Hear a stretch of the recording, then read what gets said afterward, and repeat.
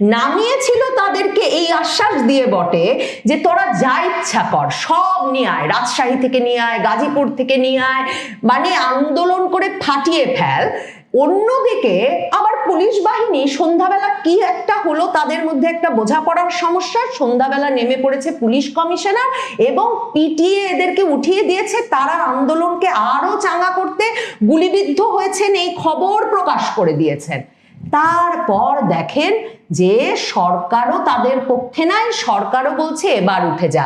তখন তারা তত্ত্ব নিয়ে হাজির হয়েছেন, শাহবাগ ভর্তি নাকি ছিল শুধু আওয়ামী লীগ আর আওয়ামী লীগ আর আওয়ামী লীগ।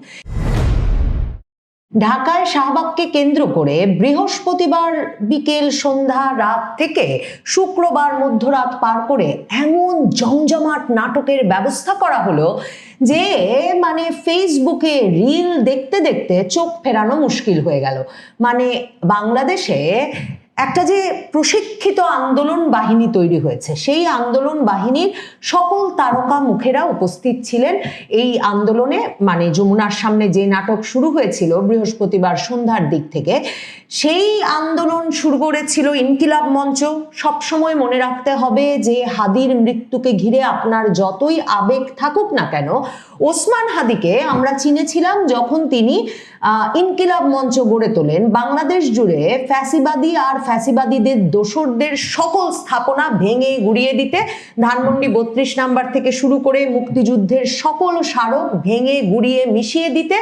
এবং আমি যদি ব্যক্তিগতভাবে আমার কথা বলি, ওসমান হাদির সঙ্গে আমার পরিচয় ওই ভাইরাল ক্লিপের মাধ্যমে, যেখানে উনি উনার যে নিজস্ব ভাষা, সে ভাষায় বলছিলেন যে এই সব আর চলবে না, এই যে বিনা পয়সায় যেখানে সেখানে ইনকিলাব মঞ্চকে ডাকা হবে আর ইনকিলাব মঞ্চ গিয়ে ভেঙে ছুড়ে গুড়িয়ে দিয়ে আসবে, এসব আর চলবে না, এখন থেকে তাদেরকে পেমেন্ট করতে হবে, টাকা দিলেই তারা শুধু ভাঙতে চুটতে ঘুরতে যাবেন। তো এহেন ইনকিলাব মঞ্চের নেতা শরীফ ওসমান হাদি গুলিবিদ্ধ হয়ে দুঃখজনকভাবে মৃত্যুবরণ করার পর মানে ইউনূস সরকার, তাদেরই যে সরকার, সে সরকার এবং সে সরকার প্রধান ডক্টর ইউনূস মানে বিরাট জানাজায় দাঁড়িয়ে বলে এসেছিলেন যে হাদির হত্যার তদন্ত একেবারে তার সরকারের প্রায়োরিটিতে আছে। কিন্তু এখন পর্যন্ত কোনো রকম বিচার আচারের তারা চেষ্টা করেন নাই। কাজেই বৃহস্পতিবার সন্ধ্যা থেকে তারা হাদির স্ত্রী, যাকে আমরা কখনো দেখিনি, তিনি এতটাই পর্দার অন্তরালে থাকেন, এমনকি ক্যামেরায় কখনো ঠিক ওই আন্দোলনের মধ্যে কোথায় তিনি বসে আছেন সম্পূর্ণ আবৃত হয়ে, সেটাও মানে সেই মানে এটাও আকৃতিটাও বোঝা আমাদের পক্ষে সম্ভব হয়নি। কিন্তু জাবের জুমা এরা বলেছেন হাদির স্ত্রী, হাদির শিশু সন্তানও নাকি আন্দোলনে যোগ দিয়েছেন, যমুনার সামনে তারা বসে থাকবেন যতক্ষণ না ডক্টর ইউনূস বেরিয়ে বলবেন যে জাতিসংঘ দিয়েই হত্যার বিচার হবে। শুক্রবারে আবার নেমে আসলো পে স্কেল কমিশন এখনই বাস্তবায়ন করতে হবে। অন্তর্বর্তীকালীন সরকার বলেছে যে তারা নির্বাচিত সরকারের জন্য টাকা পয়সা আলাদা করে রেখে একটা সব ব্যবস্থা করেছে, নির্বাচিত সরকার আসবে আর পে স্কেল কমিশন বাস্তবায়ন করে দেবে, নতুন পে স্কেল বাস্তবায়ন করে দেবে। কিন্তু একদল নেমে আসলেন, তারাও নাকি সাধারণ সরকারি কর্মচারী, যারা জীবন দিয়ে দেবেন পুলিশের জলকামানের সামনে, পুলিশের টিয়ার শেলের সামনে, লাঠির বাড়ির সামনে, কিন্তু তারা এক্ষুনি পে কমিশন চান। 2024-এর জুলাই আগস্টের প্রশিক্ষিত আন্দোলনকারীরা যে রাস্তায় নেমে এসেছিল, রিল দেখতে দেখতে আমার মতো আপনাদের মনেও সে সন্দেহ হওয়ার কথা, কারণ ওই সাধারণ সরকারি কর্মচারীদের মধ্যে এমন ব্যক্তিকে দেখা গেল যিনি ধেয়ে আসা পুলিশের সামনে বুক চিতিয়ে আবু সাইদের মতো দাঁড়িয়ে গেলেন। এবং আরো আশ্চর্য, সেই সাধারণ সরকারি কর্মচারীর স্ত্রী কোথা থেকে জানি উদিত হলেন, তিনি আবার স্বামীকে বাধা দিতে গেলেন, স্বামী তাকে সবার সামনে থাপ্পড় বসিয়ে দিলেন। এবং তারপর যে রিল ফেসবুকে ঘুরছে, সেখানে দেখা যাচ্ছে ওই স্ত্রী মানে কাঁপতে কাঁপতে, রাগে কাঁপতে কাঁপতে বলছে যে উনি সবাইকে দেখে নেবে, এই ইন্টারিমকে দেখে নেবে, পুলিশকে দেখে নেবে, প্রশাসনের 12টা বাজিয়ে ছাড়বেন, নারায়ে তাকবীর যদি উনার স্বামীর কিছু হয়। মানে এইরকম যে আন্দোলনে মানে অকুত ভয়, স্বামী স্ত্রী বাংলাদেশে কিংবা সন্তান মা বাংলাদেশে, এটা কিন্তু আমরা 2024-এর আন্দোলনের আগে দেখি নাই। মনে আছে ভাই বোন, মানে একেবারে পরিবার নিয়ে তারা হাজির হচ্ছেন, তারা মানুষের সামনে থাপড়াথাপড়ি করছেন, আবার তারা বলছেন স্বামীকে যদি কিছু হয় প্রশাসন তারা শেষ করে দেবেন। এই আন্দোলন পুরো দিন চলল, পে কমিশনের নাটকীয় আন্দোলন, যেই সরকারি কর্মচারীরা কিছুতেই ঘরে ফিরবেন না, বুক চিতিয়ে দাঁড়িয়ে থাকলেন পুলিশের সামনে, আজ মরবেন না হলে পে কমিশন বাস্তবায়ন করে ছাড়বেন। মানে বোঝেন অবস্থাটা। তারপর আবার বিকাল থেকে শুরু হলো হাদি মঞ্চ, ইনকিলাব মঞ্চের উত্তেজনা। সেখানে এসে উপস্থিত হলো ওই যে পরিচিত মুখগুলা, দেখেন রাকসু জিএস, রাজশাহী ইউনিভার্সিটির জিএস সালাউদ্দিন আম্মার, যিনি পুরো রাজশাহী বিশ্ববিদ্যালয়টাকে মানে তার শিক্ষক ছাত্র ছাত্রীদেরকে একটা মানে ভয়ের পরিবেশ সৃষ্টি করে পুরো নিয়ন্ত্রণে রেখেছেন। কার চাকরি থাকবে কার থাকবে না, তারেক রহমানের ওখানে পোস্টার ঝুলবে কি ঝুলবে না সবকিছু ঠিক করছেন রাকসু জিএস সালাউদ্দিন আম্মার। এই মানে প্রবল প্রতাপশালী ছাত্রনেতা চলে এসেছেন হাদি মঞ্চে। জাবের, জুমা এদেরকে তো চিনি আমরা, মানে চিনেছি, আর স্ত্রী আছেন হাদির, সে কথা তারা জানান দিলেন। এরপর আমরা দেখলাম উপস্থিত হয়েছেন তারকা জুলাই যোদ্ধা জান্নাত সুরভি, যাকে কিনা কমাস আগে যখন যৌথ বাহিনী গভীর রাতে অভিযান চালিয়ে কোটি টাকা চাঁদাবাজির দায়ে অভিযুক্ত করলেন, তখন আমি অন্তত ব্যক্তিগতভাবে জানতে পারলাম উনি সেই যিনি 32 নম্বর ভাঙার সময় মানে একাদশ শ্রেণীতে মাত্র পড়েন, কলেজ ফার্স্ট ইয়ারে পড়েন, কিন্তু তার বাবা মা বাংলাদেশে এরকম একটা কিশোরী মেয়েকে এমন স্বাধীনতা দিয়েছেন যে পুরো জুলাই আন্দোলন তিনি তো রাস্তায় ছিলেনই, এরপর তিনি গাজীপুর থেকে নিয়মিত ঢাকায় এসে সকল আন্দোলনে অংশ নেন।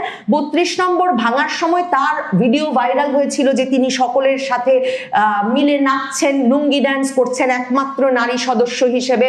তারপর সেই মেয়েকে যখন কোটি টাকা চাঁদাবাজির দায়ে বিভিন্ন মামলায় গ্রেফতার করলো যৌথ বাহিনী, গভীর রাতে গাজীপুরের বাসা থেকে নিয়ে এলো, তারপর আসিফ নজরুল আইন উপদেষ্টা, এ হতেই পারে না জুলাই যোদ্ধাদের উপরে এমন মানে অবমাননা এমন অত্যাচার বলে তিনি দিনে দিনে এই মেয়ের জামিনের ব্যবস্থা করলেন। তো সেই জান্নাত সুরভিও চলে এলো এবং জান্নাত সুরভি এসেই কেঁদে কেঁদে স্লোগান দিতে থাকলো যে ইন্টারিম যেও না, এ নির্বাচন হবে না, ইন্টারিম যেও না, এ নির্বাচন হবে না। এবং দেখা গেল সেও কাঁপছে, মানে এরা খুবই সহজে রাগে কাঁপতে থাকে। তারপর এক সময় পুলিশ, এর মধ্যে পুলিশের বিভিন্ন ভিডিও বের হলো, পুলিশ আসছে, পুলিশ তাদেরকে বলছে সন্ধ্যা 7টার মধ্যে জায়গা ছাড়েন, সন্ধ্যা 7টার মধ্যে জায়গা ছাড়েন। ডিসি মাসুদ তারকা পুলিশ অফিসার রমনা থানার, তো তিনি এসে বললেন কোনো লাভ হলো না, ওনারা বললেন ওনারা যাবেন না যতক্ষণ না জাতিসংঘ তদন্তের ব্যবস্থা হবে। ততক্ষণে পে কমিশনের সাধারণ কর্মচারীরা চলে গেছেন, স্বামী স্ত্রী সাধারণ কর্মচারীরা যারা যারা এসেছিলেন সবাই গেছেন। একবার পুলিশে অ্যাকশন হয়েছে, এবার হাদি মঞ্চ। তখন পুলিশ এসে কথা বলার পরেও এরা উঠলেন না। এরপর আমরা দেখলাম রীতিমতো মানে এই সরকারের মানে একেবারে হাতে ধরে নিয়ে আসা যে কমিশনার, মানে কমিশনার, পুলিশ কমিশনার, আইজি, এদেরকে তো বহু বছরের অবসর থেকে ঘুম ভাঙিয়ে এই সরকার ফ্যাসিবাদ মুক্ত করতে পুলিশ প্রশাসনকে নিয়ে এসেছে। সেই ঢাকা মেট্রোপলিটন পুলিশ কমিশনার বেগুনি গেঞ্জি পরে এসে দাঁড়িয়ে পুলিশ অফিসারদেরকে বলছেন পিটা পিটা, মার মার, এবং উনি নিজেই লাঠি নিয়ে নেমে গেছেন। এরপরে বেধড়ক পিটুনি শুরু করেছেন। এর মধ্যে কি হলো, ইনকিলাব মঞ্চ খবর ছড়িয়ে দিল বিকেলবেলা যে তাদের মধ্যে যে জাবের, মানে হাদির সবচেয়ে মানে সক্রিয় কর্মী জাবের নাকি গুলিবিদ্ধ হয়েছে। ঢাকা মেডিকেলের সেনা পরিচালক এসে বলছেন না, কেউ গুলিবিদ্ধ নাই, অন্তর্বর্তীকালীন সরকার বিবৃতি দিয়ে বলছে, কিন্তু জাবের বলছে জাবের গুলিবিদ্ধ, ইনকিলাব মঞ্চ বলছে সেই গুলিবিদ্ধ, জুমা, শান্তা এদেরকে পাড়ানো হয়েছে। মানে একদম 2024-এর প্রশিক্ষণ অনুযায়ী আন্দোলন চলছে। ডাকসু, ঢাকা বিশ্ববিদ্যালয়ের ভেতর ডাকসু, বিপিজিএস এরা নেমে পড়লেন আন্দোলন, এই যে ইনকিলাব মঞ্চের উপর এই হামলা, পুলিশের হামলা, এর প্রতিবাদে। বুঝতেই পারছেন নামিয়েছিল তাদেরকে এই আশ্বাস দিয়ে বটে যে তোরা যা ইচ্ছা কর, সব নিয়ে আয়, রাজশাহী থেকে নিয়ে আয়, গাজীপুর থেকে নিয়ে আয়, মানে আন্দোলন করে ফাটিয়ে ফেল। অন্যদিকে আবার পুলিশ বাহিনী সন্ধ্যাবেলা কি একটা হলো, তাদের মধ্যে একটা বোঝাপড়ার সমস্যা, সন্ধ্যাবেলা নেমে পড়েছে পুলিশ কমিশনার এবং পিটিয়ে এদেরকে উঠিয়ে দিয়েছে। তারা আন্দোলনকে আরো চাঙ্গা করতে গুলিবিদ্ধ হয়েছেন এই খবর প্রকাশ করে দিয়েছেন। তারপর দেখেন যে সরকারও তাদের পক্ষে নাই, সরকারও বলছে এবার উঠে যা। তখন তারা তত্ত্ব নিয়ে হাজির হয়েছেন, শাহবাগ ভর্তি নাকি ছিল শুধু আওয়ামী লীগ আর আওয়ামী লীগ আর আওয়ামী লীগ। ইনকিলাব মঞ্চ হঠাৎ করে জাবের গুলিবিদ্ধ তারপর আমরা চিকিৎসা নিয়ে আবার আন্দোলনে ফিরছি, এসব কথা বলার পর হঠাৎ করে স্ট্যাটাস দিয়ে ফেসবুকে জানালো লীগ অ্যাক্টিভ হয়ে গেছে। ইনকিলাব মঞ্চ ফেসবুক পোস্টে বলল লীগ অ্যাক্টিভ হয়ে গেছে, তারা সাধারণ জনতার সঙ্গে মিশে পরিস্থিতি অন্যদিকে প্রবাহের চেষ্টা করছে, শহীদ ওসমান হাদির হত্যার বিচার এবং নির্বাচন বানচালের চেষ্টা চলছে, আপনাদের সবাইকে নিরাপদ স্থানে চলে যাওয়ার অনুরোধ জানানো হলো। মানে 1.5 দিন ধরে পুরো রাজপথটা দখলে রাখলো কিনা পরিচিত সব জুলাই যোদ্ধা, তাদের সব পরিচিত প্রশিক্ষিত আন্দোলনকারী যারা এতদিন ধরে মব ভাঙচুর ভয়ভীতি প্রদর্শন রাজপথে নৃত্য সবই করে এসেছেন, কান্না সবই করে এসেছেন, তারা আর রাতে যখন আর মানে ইন্টারিমের সঙ্গে তাদের আর মেলে না, যারা রাস্তায় তাদের নামিয়েছেন তারা আর বলতে পারেন না রাস্তায় থাক আরো বাড়াবাড়ি কর, তখন তারা এমন স্ট্যাটাস দিলেন যে লীগ অ্যাক্টিভ হয়ে গেছে। তো লীগের কে কে অ্যাক্টিভ হয়েছে, এই যে পুলিশ পেটালো তখন কেন এখন পর্যন্ত লীগের একজনকেও মানে তারা চিহ্নিত করতে পারলেন না যে এর মধ্যে এ হচ্ছে সেই লীগ, আমরা ছাড়াও এরাও আহত হয়েছে, এরকম কোনো তথ্য তারা দিতে পারলেন না। কিন্তু এই কথা বলে তারা মানে বাড়ি চলে যাওয়ার ব্যবস্থা করতে শুরু করলেন। শুধু তারা নন, ততক্ষণে তো ডাকসু অ্যাক্টিভ হয়ে গেছে ঢাকা বিশ্ববিদ্যালয়ের ভেতরে। ডাকসুর মানে তখন বিরাট আন্দোলন ডেকেছে যে তারা ইনকিলাব মঞ্চের বিরুদ্ধে এই পুলিশি হামলা প্রতিশোধ নিয়েই ছাড়বে। তখন রীতিমতো ওইসব ফেসবুক রিল বের হতে শুরু করেছে যে তারা আগে পুলিশকে মানে খুবই বাজে শব্দ ব্যবহার করে বলেছে যে পুলিশকে কাপড় খুলে ঝুলিয়ে রেখে পিটিয়ে মেরেছিল, এইবার তারা স্বরাষ্ট্র উপদেষ্টাকে নাকি বাসা থেকে বের করে এনে প্রয়োজনে ওই কাপড় খুলে ঝুলিয়ে রেখে পিটিয়ে মারবে। এসব যখন বলছে তখন এরকম একটা স্ট্যাটাস যে লীগ নাকি ঢুকে গেছে, এবং তারপর তখন ডাকসুর সমাবেশে দাঁড়িয়ে ইসলামী ছাত্র শিবির নেতা এস.এম. ফারহাদ মানে ডাকসু জিএস এস.এম. ফারহাদকেও একই কথা বলতে হলো। তিনি বললেন ইনকিলাব মঞ্চের দায়িত্বশীলেরা আমাদের বারবার ফোন দিয়ে অনুরোধ করেছেন, তারা আশঙ্কা করছেন এখানে আন্দোলনে একই সঙ্গে পুলিশে যেমন আওয়ামী লীগের একটা অংশ উস্কানি দিচ্ছে, তারা বারবার আক্রমণ করছে, শহীদ হাদিকে নিয়ে মকারি করছে, আমাদের আন্দোলনকে নিয়ে মকারি করছে, জুলাইকে নিয়ে মকারি করছে। সেই একটা গুপ্ত অংশ যারা আওয়ামী লীগ ছিল, আওয়ামী লীগের অংশ ছিল, তারা পুলিশে রয়ে গেছে। ঠিক একই সঙ্গে শাহবাগের জমায়েতের মধ্যেও আওয়ামী লীগের একটা অংশ সেখানে অংশ নিয়ে তারা এই আন্দোলনকে নস্যাৎ করে দেওয়ার ভিন্ন পথে পরিচালিত করার চেষ্টা করছে। মানে এত বেছে বেছে পুলিশ অফিসার নিয়োগ করা হলো, এবং বিশেষ করে ঢাকার রমনা মানে যেটা ঢাকা বিশ্ববিদ্যালয় এলাকা, শাহবাগ এলাকা, যমুনা এলাকা সব কন্ট্রোল করে, সেখানের পুলিশের মধ্যে কিংবা অবসর থেকে ঘুম থেকে জাগিয়ে আনা কমিশনারের মধ্যে সবখানে আওয়ামী লীগ দেখা শুরু করলেন। তারপরে রাতের বেলা এই ডাকসু জিএস ইনকিলাব মঞ্চ সবাই, পুলিশেও আওয়ামী লীগ, আবার সমাবেশে সাধারণ জনতার মধ্যেও মিশে গেছে আওয়ামী লীগ। তার মানে তো আওয়ামী লীগের পক্ষে এখন যে কোনো কিছু করা সম্ভব। মানে এটা যদি এই তত্ত্ব যদি সত্যি হয়ে থাকে তাহলে কিন্তু যে কোনো কিছুই করা সম্ভব আওয়ামী লীগের পক্ষে, সে কথাটাও মাথায় রাখতে হবে।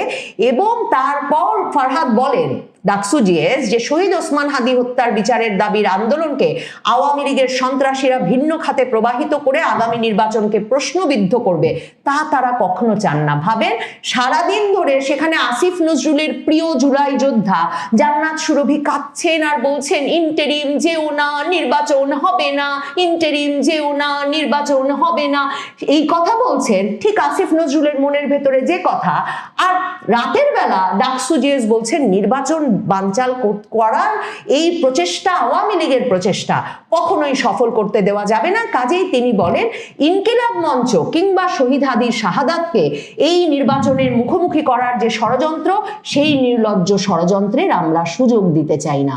বাংলাদেশ এমন এক নাটকের মধ্যে পড়েছে, এমন এক অভিনেতা গোষ্ঠী সারা বাংলাদেশে তৈরি হয়েছে যে কে যে কার স্বামী, কে যে কার স্ত্রী, কে যে কার পুত্র, কে যে কার কন্যা, কোন মা যে আসল মা, কোন মা হাজারি করে কাঁদছেন তাকেও সাজিয়ে নামানো হয়েছে রাজপথে। এই কোনো কিছু বোঝবার কোনো উপায় আর নাই। তবে নিশ্চিতভাবে আন্দোলনের নাটক সাজানোর জন্য একটা বিরাট গোষ্ঠীকে প্রস্তুত রাখা হয়েছে। সে নাটক দিনের পর দিন চলতে দেওয়া হবে, নাকি নাটক কখনো পুলিশ নামিয়ে উস্কে দেওয়া হবে, নাকি পুলিশ দিয়ে পিটিয়ে বাড়ি ফেরার ব্যবস্থা করা হবে? এই পুরো বিষয়গুলো এখন এমনভাবে নিয়ন্ত্রিত হচ্ছে যে 12 তারিখ নির্বাচনের আগে আর কি কি দেখতে হয় তা বলা মুশকিল।